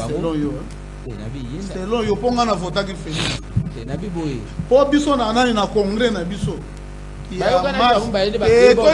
Biso to tinda ki Félix. Bongo mbondo amena ki liboso ba chef coutumier kuna na Sud Kivu kuna. C'est là okoloba lisusu te. Nzambe okoloba lisusu. Batu na yo wana ba robo communique ba finga nga lelo. Nani na lobi boye. Biso to investisaki président Félix. Est-ce que il avait un accord cash? Moi je suis de l'IDPS. Tu as candidat président de la République na limité. Ba Camere nyo swara bazalaki ba mama bazali bazwaki parole pe baloba Fayulu azalaki. Tolobi ya biso candidat ye o. Ya moni era ko retirer bana to ebise papa biso to tinda ki ote ba alliance. To tinda na yo ba biloko yo swana tout. Biloko ya sala. Rapport ya Camere pour l'élection à Tshisekedi bino pa bino zelo côté. Yebisa ngona oza ko évoluer ngone. Ye moko ndenge ni nazalaki candidat avant biso to ya na pouvoir abima président biso tosengi bayokanaki entre bango biso totiaki ye nde candidat na biso bayokanaki ke INCP soutenir na balie na ye nyonso mpo azwa pouvoir na 2023 ye mpe azwa leki ya Kamere Didier ake M23 alobi ye makambo ya kosoutenir Félix eza libre tika biso mpe tozala libre biso ndenge tozalaka boye Kabila oyo baalliance ata na Fayulu oyo ya traître oyo totikala kolinga ngo te biso ndenge tozala toinvestisa ye na ndenge na biso moko tolobi papa biso Kamere abundi bitumba nyonso mpona bino bitumba nini yango abundi asali na Tshisekedi Kamere azalaki na biso na 37 ans asali campagne na Tshisekedi partout à s'impliquer activement. C'est un stratège. Donc, c'est un vrai fait politique. Non, non, tu as au côté ça. Donc, pour vous, depuis la Kamere, ils sont sans impact. D'ailleurs, je vais dire ceci. Il y a séparation des pouvoirs entre le pouvoir exécutif et le Kabouya le bel homme. Non, Kabouya, ça n'engage que lui. Asa mayele mingi mingi te. Asa mayele te. Parce que biloko na ko kende koloba ke président tala c'est secret non akobi ça secret nene les vrais CG ya IDPS de Obizibu la recadrer aussi na nani wana ko ye azana pas problème na azo linga rendre compte na bato musuna il ne connaissait pas que mais ayabi ba député pétitionnaire mais ba député pe baza alors le chef va trancher non chef a trancher ndenge chef a kotaka na makambo Akota raté. Alors que Kamere a un homme bon. Point défini personnel. Alors que Kamere a bon. Et ça le gola yo. Oyebi ngai to salaka na yo. Olobi a te di wana salaka bon. Mais officiellement ba yeko kanganga ke na iba. Siko ba ko ya ko attaquer yo ke ono bonheur yo lo baka ke mutu wana salaka bon. Problème est ça. Chaque fois que le baka mutu wana bon ba kangaka ye, ça va quitter. Denga le baka ya Nicolas Kazadi, abi que c'est un père de famille ba ko le be ma be mingité. Batika ko condamné. Oui, Nicolas asalaki ba makambo ya bien pour na mboka oyo. Ba ko le belete na justice ba interpeller ye. Mais oyo ba que problème il y en a c'est Nicolas lui-même qui a fait demander. Oya ba lampadaire, c'est lui-même qui a fait demander que justice est kota makambo. To retenir ni pour faire rentrer parlementaire. Les a rentré moko agiteuse. Et na outi na leki côté ya palais du peuple na moni ba barricade kuna. Ngai na tiki ba député bazala libre. C'est que Kabouya qui est député, mais un député improductif. On a ça une fois de moins pour la IDPS. Atika la motion, ce sont des Gouya qui sont venus. Bamon a dansé sur après au moment où chef de l'État peut saquer Matoyi. Nani, t'es chef de l'État peut saquer Matoyi. Après ça, Matoyi. Après ça, après ça, à l'obéla, j'ai beaucoup. Il commence à Jekobea. La vidéo. Est-ce qu'il y a une vidéo avant l'obéla? Non, attendez, à l'obéla, Jekobea, Boubanga et Bokozinabino. Wana eza banani, Jeko azanani na IDP ça il logo te. Problème est ça tout ça. Alors vous ne voyez pas que vous nous mettez dans une forme de confusion. Confusion. Au lieu de rentrer à budgétaire, tout le monde va améliorer ce condition à Congolais. Et comme la caméra, c'est ce que vous faites. À Kosala Yango, na sepeli na muzito a proposé déjà 20 milliards de dollars pour rentrer. Abizan Doto. Nani alobi. Et bon, il y a yebi. Ngaku tu makambo ya parlement ko tuna ka bangote. Bakenda yi élection te. Quand tout le oyoki ba uti témoigner azalaki na bato ebele nga bima député ndenge omonaka boye soki toza na pembeni na regretaka fort alobi fallait azalata na ensemble mbela alekaka na ye kaka parce que ndenge ozomona boye ponse eza makasi ya mataka ya likolo ya tribune wana azwa micro ye ata na ndoto namoni on dirait akende kozwa bamotion. Au-delà de tout, une crise des eaux s'est intensifiée. Crise ya nini yebisanga na crise na nini. Vous ne voyez pas Kamere un potentiel opposant, ceux qui jamais bossali Rewana. Non.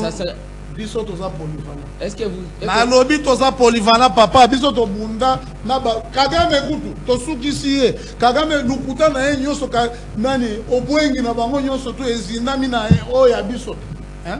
Qui va remplacer Tshisekedi selon yo? Pour remplacer parce que ceux qui bobo Kamere qui selon ba accord non obi oh bakino le ba ba accord le ba kina ne bon ignorer ngo à tes réponses question on a zo mona ngo qui remplacer Tshisekedi. Problème ya remplacement ya Tshisekedi Kamere n'est pas d'abord de l'IDP.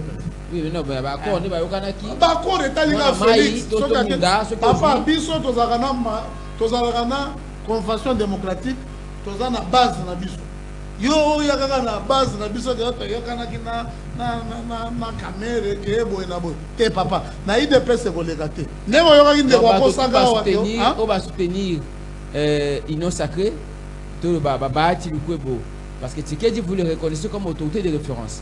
Vous voyez tous ces gens qui l'ont accompagné, Batika a rapport à Libéra. Et pour moi, il y a le lobby. Devez Batika Bino, vous avez des pestes. Vous avez des pestes, Botia. Pourquoi vous avez un piège au besoin qui est en gonde il y a un mec. Naza Kunate. Pourquoi vous avez un côté. Biso, on est en train de parler tout d'abord pour le présent. Le présent est ça que le Parlement va se décider que pour la raison, il y a un propre.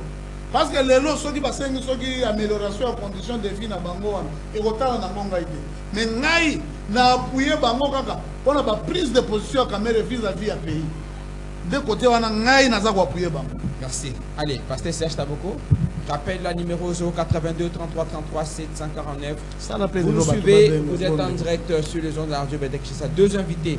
Je vous rappelle que cette émission, vous pouvez la trouver à tout moment, là, cette ambiance. Si vous voulez avoir CCTV Radic officiel, il suffit d'accéder à CCTV Radic officiel. Sur Kotikaka, CCTV Radic officiel, radio, rendez-vous des auditeurs, deuxième partie. Rendez-vous des auditeurs, deuxième partie, comme RDV, deuxième partie, pour aujourd'hui, numéro, non sur l'émission, Auto Salaka. Tout à l'heure, après, nous allons vous mettre cela en ligne. Vous allez suivre ça quand vous voulez, où vous voulez, mais la rediffusion c'est à 20h jusqu'à. Aujourd'hui, vous allez Radio Liberté Kinshasa, tout l'immeuble interfina premier niveau, 82 33 33 749. Deux invités dans Tongo Alelo, Serge Taboko, cadre et communicateur à la Mouka, cadre à SID à Martin Faïlou, Ndeko Serge, Ndeko Teddy Kachama, Radibongo, cadre à IDPS, communicateur à Union Sacrée. Deux invités, le derby de tout le lundi, nous allons les avoir. Nous allons avoir les intervenants. Et bien avant, réplique qui a passé Serge Taboko pour faire décider, hein, avant tout qu'il y ait un appel. 82 33 33 749. Bon, merci beaucoup. Bolanda Kateli, tel surtout Bundelamboka, ton associé à Mboka, Baoba, associé à pouvoir. Il y avait certaines préoccupations dans Zaki Nango, notamment Bandeko et moto, puis c'est Bandé la mission avec la moto. Mais pour notre mandat qu'on a na balabala basé bisanga que bazo déranger ba makasi mo bazalité ndé ba bagi autour nga ba basala ni note ba bandi contrôle ya ba ni ba permis bazo senga biso ceux qui ba $95 90 bien comment ça on les a ba prix terme sous ya ba kechu non voilà parce que ça ba différentes catégories alors ndé ko ibera bisi biso les a $35 ceux qui za bongo va vérifier. Moni européen mutazana pouvoir zobeta beta monoko ils affichent boy auto ebe kimbongo à l'état ezalaka c'est-à-dire on doit avoir ce qu'on appelle l'acte générateur ndé ndenge autour va peut-être impossible alors montant nango singeye bana montant aucun dans une ordre de perception qui a fouti ba PC document wana na ba pays tant que ça pouvoir mais na période de bande ko Kabila ba Félix ezaka soko ye o ya note ezalo ko mususu o pe ba peso ma fiche ma pape moko bo pe mbongo ngo mususu o pe ko futa pe na compte pe attaque pe moko mususu. Nous allons prendre le pouvoir papa. Espoir à Congolais a failli l'autre. Boba Simbaki Minduki, Oba Simbaki Minduki. Le régime est fidèle, bango balakisi ba limite la bango. Malgré ils sont en train de disposer de moyens pour na Congolais musu batali sa ki bango baza solution. Ils sont pas une solution.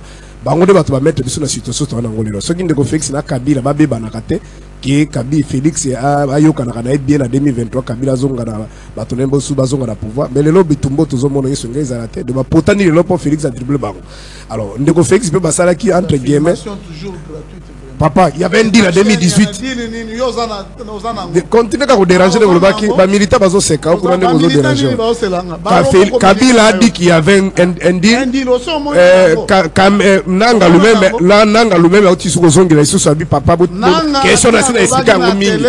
Yende président ya Seni. Bon, on dit que la télé 50 ya kuno zondi bate. Na ya télé 50 ma propos na e na o peka ma propos na. Il faut tika politique. So lingina justifier deal wana na ko justifier c'est démontrable.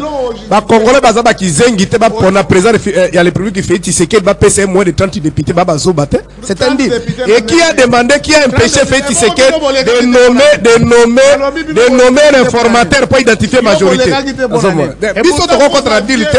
On promettait qu'ils vont déranger, mais ba Congolais ba linga quand baza ko mona ozo diminuer cote no moko baza ko sekata. Yami balé makambo ya pedel Eza makambo ya lokuta parce que il y a même un papa qui m'a appelé au courant de la semaine. Il y a un espace à Kassai. Il y a non lokola na zakana te di kashama. Ayaka ba makambo lokuta. Donne-moi les éléments concrets. Yali bango bazali bato ba kendaki makambo pe nene PDL wana 145 territoire na espace à Kassai. Donc abiba détourner ba mbongo. Je t'appelle par exemple que ça soit dans mon propre territoire. On a conçu les informations à ma possession. On a conçu juste des bâtiments, mais qui sont inachevés. Ici, je n'étais pas dans le territoire de Lukolé. Bâtiment ici, ne dérange pas. Ne dérange pas. Ne dérange pas. Identité numéro à papa on a tout ben. Il continue à déranger. Beaucoup de chantiers dans tous les territoires. Babandaki Kaka, ils ont commencé, mais ils n'ont pas achevé. Vous comprenez? Donc l'argent est détourné. La grande partie orientale, mais l'argent est détourné. Papa, ils ont trois structures. Aloba, va détourner na wapi? Aloba. Muzito aussi d'ako sungabiso ke. 16 milliards bozui mbongo ya bato régime ba Rwandais ba ke ba vida ki ba dette ya Mobutu bino boye ko détourner na kanda wana yango ba bengere ba service pona ko intimider mawana bino eloko liboso Kabila tiki Félix alobaki il remercie Kabila parce que il a laissé une armée organisée structurée eloko liboso Félix Alobaki Kabila tika yango. Félix nous a dit Kabila a laissé une armée organisée équipée.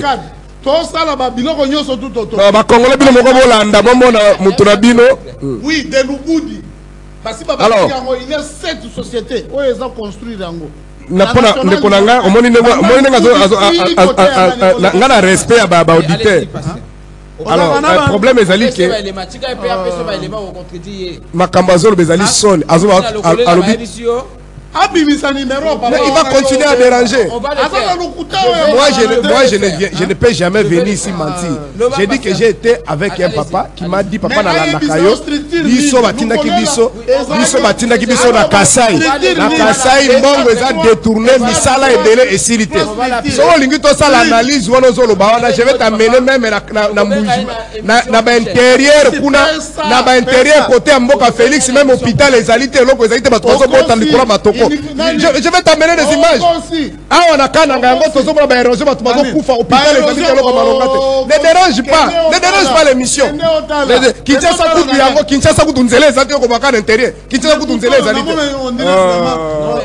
dérange pas. Voilà un intolérant comme ça. Il sait même pas qu'il est devant le micro, il dit des bêtises.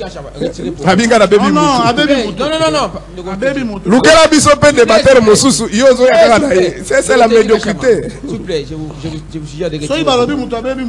Ça, c'est la médiocrité, papa. Merci. Pasteur Serge Tabo. Alors,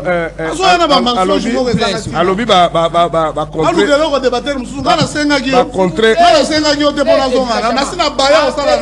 Apaisez-vous. Allez-y. C'est à vous de vérifier. C'est ce que nous allons faire. Il a dit qu'il a les numéros. Il a les numéros. Je vais contacter ces numéros et on appellera les numéros en pleine émission. C'est la promesse que je vous fais. Même les démons savent que c'est pour le fameux projet qu'on a détourné l'argent au FMI. Rien n'est marre. Vous pouvez laisser finir. Ah non, il fait des mensonges. Je dis, je vais appeler le papa en pleine émission ou à Tanguy pour la Koueba Ikamba Lukole la Niga Tanguy. Allo banan Lukole la eza nani aza ko sala yango. Ndeko te dikache. Alors allez-y. Les gens ont détourné plus de 500 millions au Bazwaki na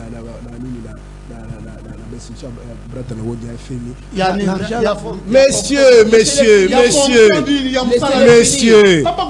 ici nous sommes en train de parler sur le projet 145 territoires. 145 territoires. De côté du Kachaba, vous avez installé un papier. Est-ce que tu peux me montrer là où vous avez inauguré ma facilité Bossani? Vous inaugurez il y a 145 territoires. Depuis, vous avez inauguré où? Les chantiers, il y a toujours des chantiers. Le quoi n'a pas orienté, mais tout est bloqué. Donc, après Caméré, vous n'entendez rien de cela. Non, pas la Caméré. Le problème de Bicho Zaka, moi, nous, on ne supporte pas l'injustice. Mais de Caméré, assimé. Pamela Kambondo. Non, là, c'est dans le Bakiawa. Playa Kubinga na Caméré, ça va tout dépêcher. Parce que moi, je suis soutenir les propos mais bon, il baisse le pour respecter. A qui n'est pas Kagame, a trahi Kagame, a qui pas Museveni, a tout à Fayulu a trahi ça, Félix. On a voté à voter. Fayulu. À voter. GNF. Non, le bac qui la s'appelle Martin Fayulu. Félix, il a caméra, le bac qui la tenance au Congo s'appelle Martin Fayulu. Caméra, le bac. Les côtés du cachet, j'aimerais qu'on fasse ici. Si vous avez un groupe, vous donnez votre numéro, vous avez un numéro. Parce que vous avez dit que viens si ce plateau ici inciter les gens comme ça. On a respecté. Non, ça a été retiré, pasteur. Parlons autre chose. De côté dit, le numéro que nous donnons, il est donné pour tout le monde. Oui. On n'empêche pas batoyer des pèses à Kobenga. Tu peux ça la boucate, tu peux si Congolais dans la mission, ou à la contribution à ça. Il ne faut pas donner l'impression qu'il y a un groupe de gens qui appellent au nom et pour le compte ou au profit de X ou Y invité. Ce que vous dites que tu peux numéro pour cette émission principalement, vous donnez votre numéro et on va appeler par votre canal. Pourquoi contraire, respecter les principes de l'émission. Merci. Allez, on va recevoir les auditeurs. Allô, bonjour. Bonjour, ma radio. Bonjour, papa. Bonjour, ma radio. Allez-y, de Gotozo Kayo. Question d'engager les gens à papa dédicace. Je vais poser une question pour répondre. Dans le prochain, nous allons prendre un Transco. Transco va nous monter à Awa. Attends que l'on a combien de vitesses ça là. Dans le Kingastan, nous avons combien de vitesses ça là. Victoire hyper. Deuxième question. Attends que l'on a un bateau de pêche que les gens qui va faire à côté Nini. Pour la bande de couper la Toloana. Troisième question. Elle va être gratuité de l'enseignant va recommencer. Attends que l'on a combien de salaires à bon pour avance. Quatrième question. Vie sociale pour Congolais, comme la France, il y a transport qui fait du sauté. Quand on dit que papa te dit que Magana a Mawaya Batité. Go tourner à la respectez vos auditeurs. Mais à tous les soirs, vous allez répondre de côté dit. Et c'est un compte pour parce que même si je dois souffrir ma case dans le courant. Comment on va dire qui est en tous les appareils. Les dédicaces à ma mère, c'est un niveau qui a le bisou qui est l'anniversaire pour tourner à l'origine à nos commissaires du second on a pu arabe. Voilà, c'est ça comment l'université moi c'est moi là dans le téléphone, moi on a fait continuer à faire tout comme on a eu va initier. Merci beaucoup. Allô, bonjour. Allô? Bonjour. Bonjour, Ndeko. Bona Ndeko Kasla. En tout cas, Afrika na bakarate ke wana ya ko papa. Ça nous a Congolais. So le problème ya Kabere et c'est ça qui parle beaucoup na Kabere et ça qui fait beaucoup de choses. Alors le groupe ya yo peut la été fait dans la Allô, bonjour. Allô, bonjour. Papa, la petite côté, nous sommes qui passent pour la société la comportement de s'il vous plaît, Ndeko, abordez les sujets. C'est moi qui gère les émotions et les invités. Abordez les sujets, s'il vous plaît. Je suis désolé. Allô, bonjour. Je ne veux pas qu'il y ait de commentaires inutiles sur le comportement des invités. Aborder les sujets, c'est moi qui gère les invités et les faire retirer les propos outrageants.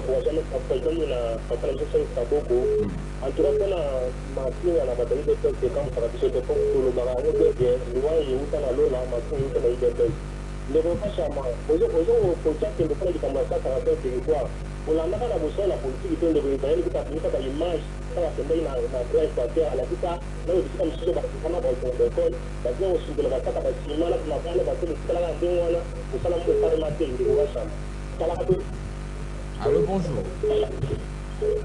Bonjour, un de vos types à partir de la commune à Massina, à Pessio Mbote, là, invité, de Serge, Ndeko Teddy Kachama, que je soutiens, que j'encourage, parce que quand il parle, vous sentez qu'on a affaire à un patriote.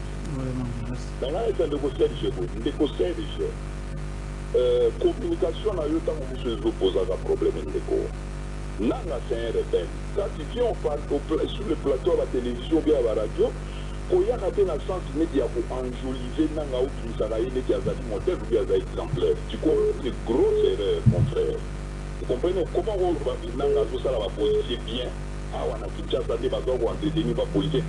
Il n'a pas dit ça. Mais c'est c'est un aventurier. On l'amène ici, on l'évite de venir dans les débats. Ce sont cette catégorie de gens qui insultent, qui utilisent les services de sécurité pour plus. Il veut dire des choses de bêtises. C'est pas ce que moi j'ai dit. Un aventurier là. On l'évite dans les plateaux, faire les débats, il vient pas. Il n'a jamais fait allusion à différence entre entretenir par policier. On n'a même pas parlé des policiers. Non. Il ne faut pas tenir des propos. Prochainement qui vient sur le plateau. Faut pas les prendre. Laissez-moi corriger les invités. C'est l'heure des auditeurs, s'il vous plaît.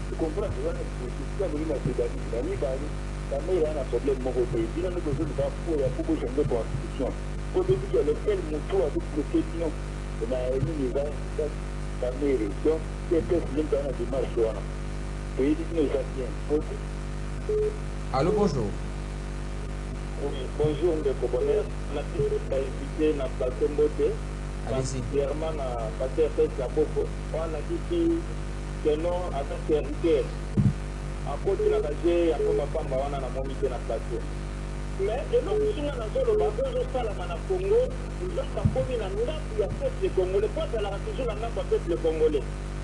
Dernièrement, de Bénéla, pour nous, les gens en Boka, dans l'image du sauté, il peut faire une Gombe, par mon nom sur la Moukisiko. Pour être à la radio, dans l'image du sauté. Il peut faire de l'État, qui a mis la Mapatapolo, mais on peut pas de nos problèmes pour être à la radio, par mon nom sur la Moukisiko. Alors, les Konanaïs, c'est dit Gassama.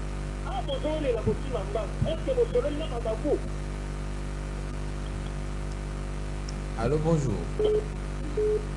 Bonjour, la félicité. La papa n'a pas eu bonjour, mais quand vous voyez le hasard pour jouer avec les difficultés, comment on a dit à Wanda de King, à moi, à Yann, à Papa, comment on a dit à King, à qui officier policier, comment on a dit à Joachim Bongo pour apporter du bout à mon café, comment on a dit à Joanna, il y a joué la télévision au commissaire, et à votre on se cadre, on a été pété, on y est, on va pas la matambre de Faïlo, à notre temps, la PNR. Allô, bonjour. Allô. Je suis désolé, il y a saturation. Allô, bonjour. Allô. Bonjour, papa. Bonjour. Oui, bonjour, papa. Toujours quoi, papa? Bonjour, c'est d'abord de Comarine. Il y a pas comme la bombe. Papa, bonjour. Rien de bon. Donc, en tout cas, on a des gens qui ont des problèmes à voter. Comment est-ce que vous avez fait aussi? Nous devons continuer à essayer de faire un pouvoir. C'est là pour pouvoir. On voulait que quelqu'un qui a voté. Allô, bonjour. Allô. Allô. 82 33 33 749. Allô, bonjour. Allô, bonjour. Bonjour, Monsieur Emmanuel, diminuez le volume à radio parce que vous jouez en abisso, hein? Oui, volume.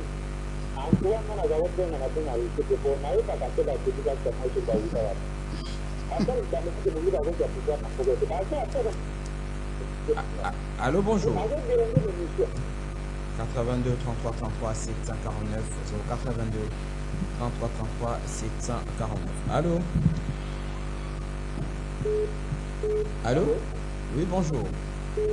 Bonjour, monsieur Marty. De Cobonner, allez-y. Oui. Allô,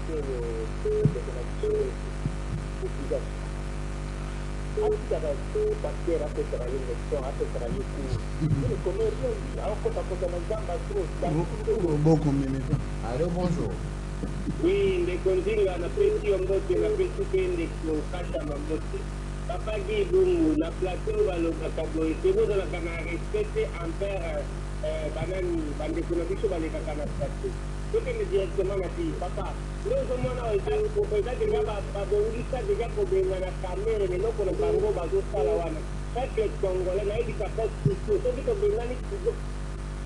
Allô, bonjour. Bonjour de Bobonnet, bonjour d'invité dans le département de la Banque. Passe Fatana.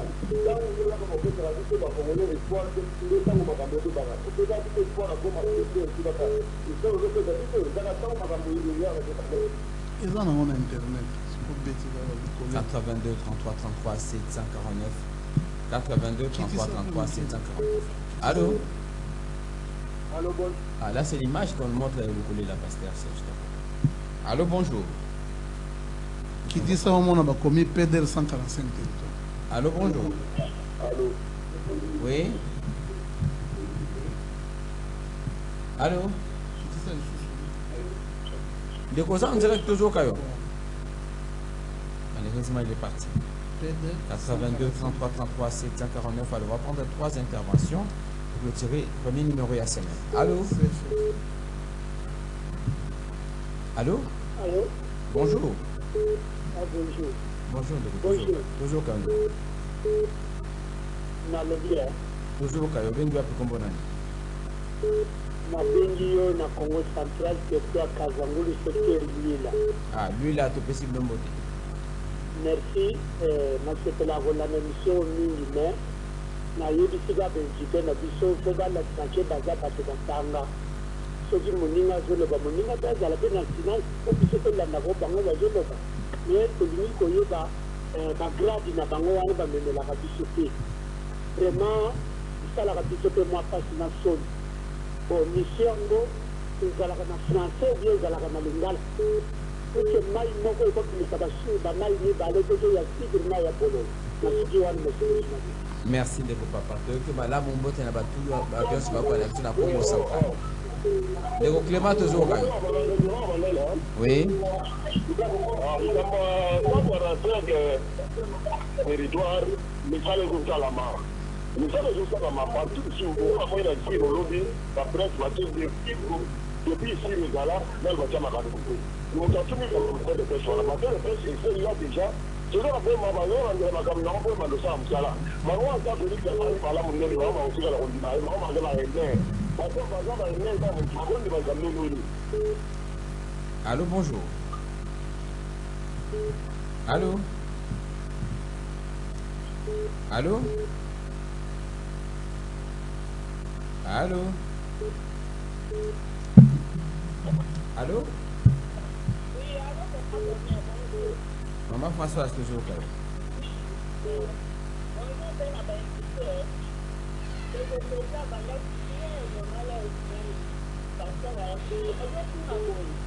Oui.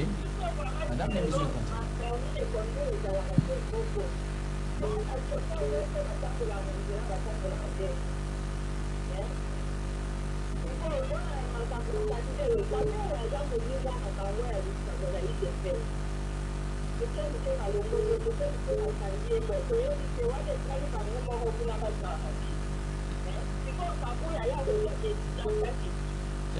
Alobi ke mokonzi ako tranché. Alobi mokonzi ako tranché.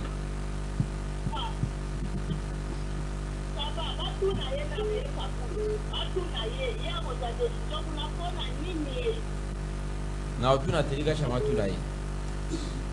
Allô, bonjour. Allô. Allez, l'avant-dernier intervenant de l'émission pour ce premier numéro de la semaine avec deux invités, Serge Tabo côté du Kacha. Allô. Allô. Bonjour. Bonjour, bonjour, de combien vous la dernière question, c'est matin. Toujours à la bienvenue. Alors, conseil à départ de d'autres, la partie de la DDPS.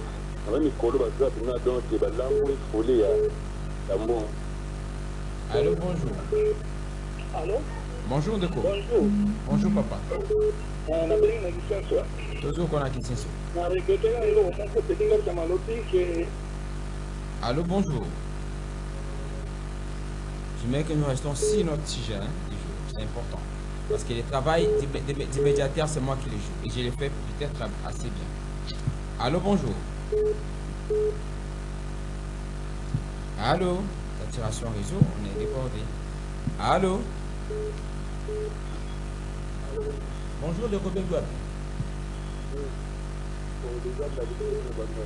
Ah, Nabandan Bali, bonjour, tu es un peu dans les symboles. Allez-y, Ndeko.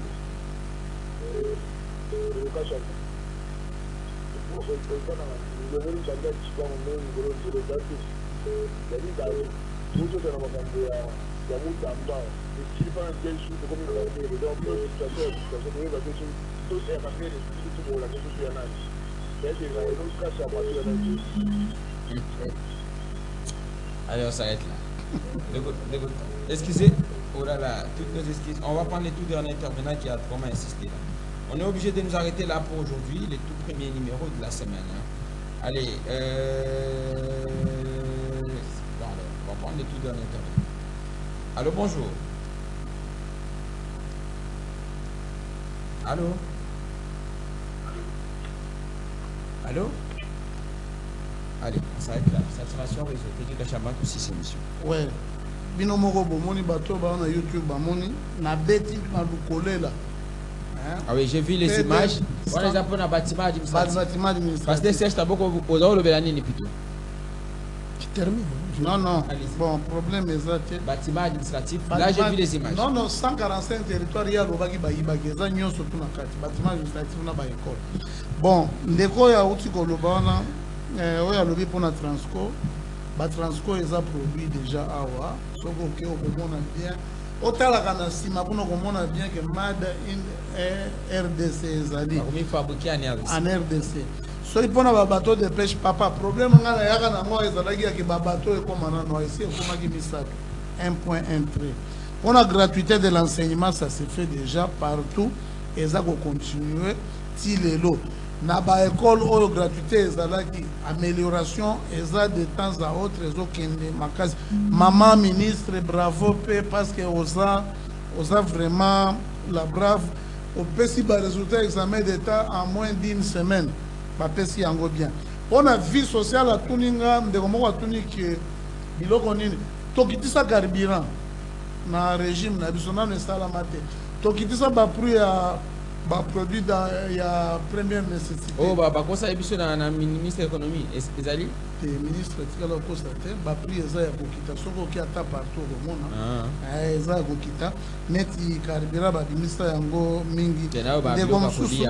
Oyo ndeko auti koloba pona Chibangu, oui, Chibangu bazocha batio na point parce que régie des eaux na compte ya Banque mondiale parmi badet misusu yango wana otoza nango pona ente parce que l'état sala ka biloko pona problème ya kozwa gempi pona Chibangu bazocha nde batio na point wana yango esali nzela mais tokosenga na bango basala mwana occupé Daniel Bumba mbula yeza koya pas accélérer vraiment na ba chantier belé oyo basera kosala pona bandeko na biso oyo babengaka na yebaka bango bien kaza bato na biso tozala na bango yango nazalaka chaud te na eloko na biso na tosala yango parce que namonaka ezalaka na tendance nga na yaka nde koloba ce qui est réel na yaka na ba oyo baloba ba histoire ba massacre. Est-ce que aux yeux bato bakongole bazosouffrir ba congolais bazosouffrir eza na catégorie nini parce que po toyeba o lobby lelo na tongo namoni soko oke kaka kote ya gymnase eza pembeni ya palais du peuple namoni bato batie mobongo soko oke na stade de martyr yana bandeko qui vous vivent du jour au jour bapeti na biso ya sirage bazali eza na batravailleur bazali baza komécaniser na bato loba ngoyigoyi nde mutu akobandaka kolela du temps du 1er au 30 mais ba opportunité régime o epesi aucun régime ne l'a jamais fait banani partenariat de jeunes eza kosala aucun projet bancable bapesi yo ngai nayaka mpona koya nazoluka mutu électorat te nga ngai nayaka mpona kosevante te o non bato boye okoatake ngai eza journaliste ndabengaka ke tosala soki soki ezalaki te nga nayaka mpona koloba na tikala koya mpona kokosa awa te nakotaka na histoire te na 2018 ntango tozalaki na 2014 ntango tosalaki nga nayaka nde na babiloko réel tosololi problème ya oyo eleki na aéroport on a tous condamné baacte wana ezalaki mais komona bandeko neti moko aboti atouche nga makasi ndeko oyo akasavubu wana bapropos na ye wana atouche nga makasi tozalaka nayebaka ke tozalaka na club ya bahypocrite ngai mpe yango nayebaka nayebaka d'abord na remercie bandeko babingi en particulier papa Bengi na Congo central na Sengi et Bolimbisi. Ce n'est pas l'intention.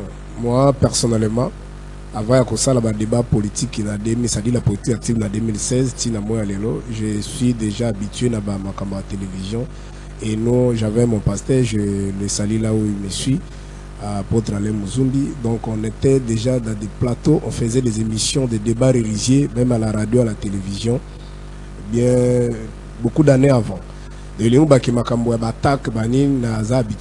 Malheureusement, avec Ndeko Teddy, au début, quand même, il avait bien commencé, mais à un certain temps, Azali ko souffrir na moi complexe, je ne sais pas ce qui est la supériorité. Il pense que tout ce que lui, ou Azana Moutou, na ende senge batuban di mabonga. Alors, ceux qui batuban réfléchir le quoi été, il tombe na kati ya ba colère, na ba déplacement, ya ba mo.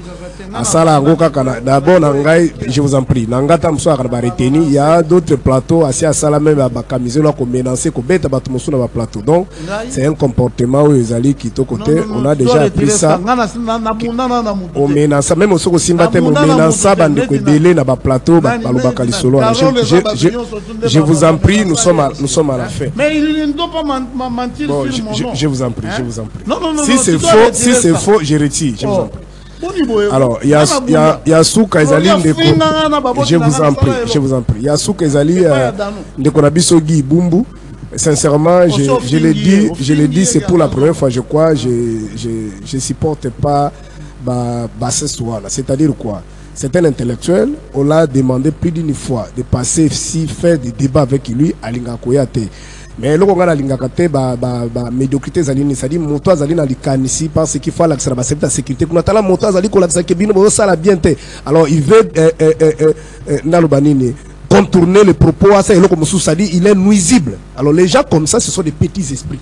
Vous comprenez? Ceux qui montent à Bargima, aïe à la Bargima. Pas bien qu'à belé au mususu ya monga fula banani ba msuku batakanga même ya kofinga kutu to répondre à mais si je vois quelqu'un avec des idées un peu diaboliques là, alors c'est un petit monsieur. Vous comprenez? Nous cette élite que nous le faisons to banga te pour Gibumba lobby, mais si vous voulez venez en face. Sur le lobby que finga kaba service aux dénigrer bango, venez en face, mais ne profitez pas na micro batike le polo ba makambo nga na lobby parce que tu veux te servir pour ba.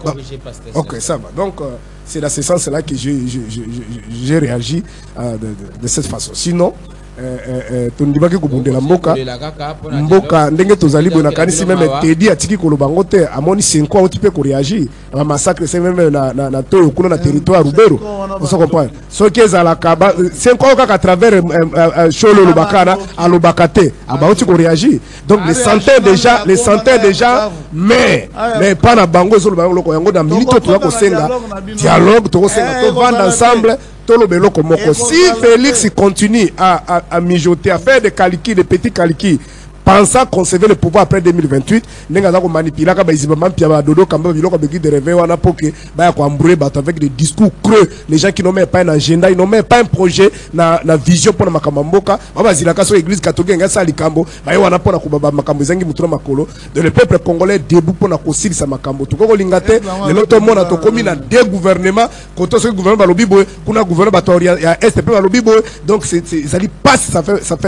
fait vraiment mal comme on a sous régime ya bato o babundelaki entre guillemets opposition que l'on soit basi pouvoir ba ko changer mboka autant comme on a makambo o ezali te bali ko bunda tende ko fait ça ko bunda pour l'intérêt na ye a bunda pour l'intérêt ba congolais. Demain pour le deuxième numéro de la semaine. Merci à Kaima et Folk Et PDL 145 territoires, si vous voulez, lundi prochain, tout ça, la débat contre toi. Moi, je n'ai pas dit qu'on n'a pas fait. Non, je n'ai pas dit qu'on n'a pas fait. J'ai dit qu'on a commencé, mais ça là, partout est belé, ils allaient inachevé. C'est ce que j'avais dit. Mais j'ai dit partout, en particulier, nous connaissons la place à la Kisane, ils allaient place à bureau d'administration. On se comprend, l'administration du territoire. Mais Misala, ils ont dit qu'il y a un bateau, partout. Il était question qu'on construise partout. En termes de territoire, nous le la Kisane, c'est un bureau administratif. Et on a centre. Mais partout comme ça, il y a beaucoup d'endroits. On a commencé seulement fondation et le comment ça limité.